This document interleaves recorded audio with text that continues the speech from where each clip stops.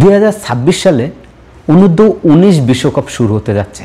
ইতিমধ্যে আইসিসির পক্ষ থেকে শিডিউল প্রকাশ করা হয়েছে, যেখানে 15 জানুয়ারি উদ্বোধনী ম্যাচ দিয়ে শুরু হবে অনূর্ধ্ব-19 বিশ্বকাপ এবং শেষ হবে 6 ফেব্রুয়ারি ফাইনাল দিয়ে। এই যে 15 জানুয়ারি থেকে 6 ফেব্রুয়ারি পর্যন্ত খেলাটি হবে, এর মধ্যে প্রত্যেকটা দলকে কিন্তু গ্রুপ সেকশন করা হয়েছে। প্রতিটি গ্রুপে 4টি করে টিম রাখা হয়েছে।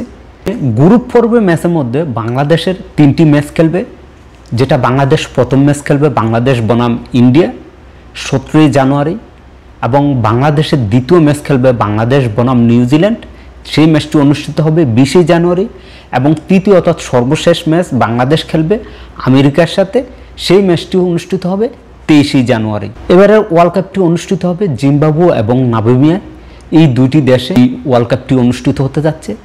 সেখানে এই যে গ্রুপ পর্বের যে ম্যাচগুলো আছে, 4 গ্রুপ থেকে 8টি দল চলে আসবে দ্বিতীয় রাউন্ডে, এবং দ্বিতীয় রাউন্ড থেকে 4টি দল চলে যাবে সেমিফাইনালে। সেমিফাইনাল থেকে ফাইনাল অনুষ্ঠিত হবে।